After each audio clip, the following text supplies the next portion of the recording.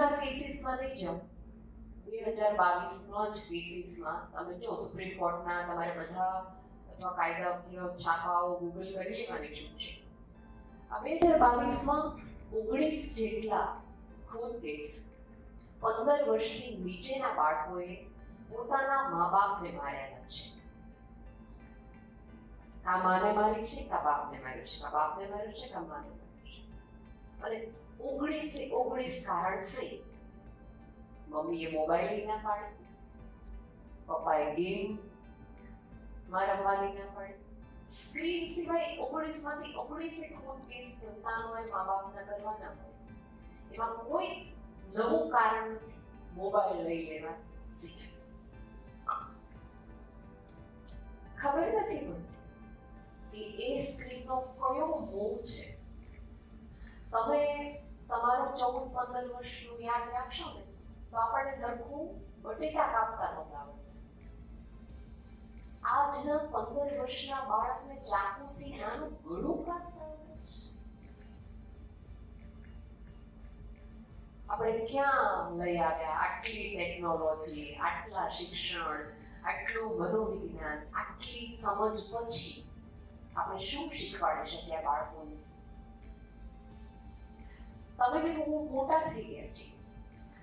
ખાસ આપણા પેરેન્ટ્સે આપણા ગુલામમાં કોઈ ખાસ ઇન્ટરફિયર કર્યું નહોતું. આપણે નાના હતા 15 વર્ષ સુધી આપણે ક્યાં મોટા થયા એ જ એમને ખબર નહોતી. તો આપણને આજે પણ કોઈનો ખૂનનો વિચાર ન આવે, ગમે એવું થઈ જાય. આપણે તો બહુ ધ્યાન રાખીએ છીએ, ગર્ભ સંસ્કાર કરીએ છીએ, કોન્શિયસલી બધું રાખીએ છીએ. બાળકને આ કરવાનું, બાળકને આ નહીં દેવાનું, દાદાથી આમ દૂર રાખવાનું, ઓલાથી આમ દૂર રાખવાનું. તોય બાળક આ સ્તરે કેમ આવી? બધા એવું કે સમાજ બદલાઈ રહ્યો છે, લોકો બદલાઈ રહ્યા છે. કોઈ એવું કહેતું નથી. હમણાં જ ગયા અઠવાડિયે મારે ગાંધીનગરના એક પીએચડી સાથે એક કાર્યક્રમમાં મળવાનું હતું. ત્યારે હું એમને પૂછતી હતી ક્રાઇમ રેશિયો વધ્યો છે કે ઘટ્યો છે?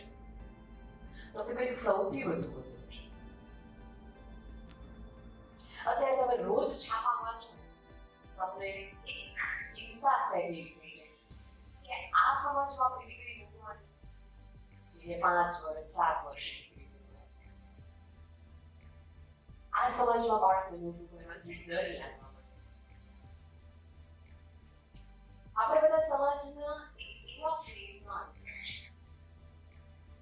એવું માની બેઠા છે બાળકને બધું આપી દો ને એટલે બાળક આપણો વાલ છે.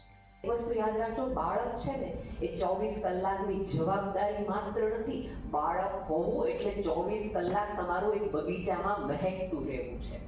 તમારી આજુબાજુ ચારે બાજુ ફૂલોનો ગુલદસ્તો છે.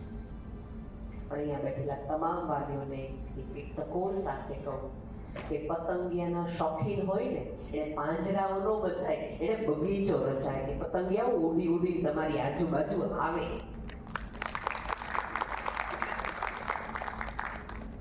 ઝાડ નો રચાય.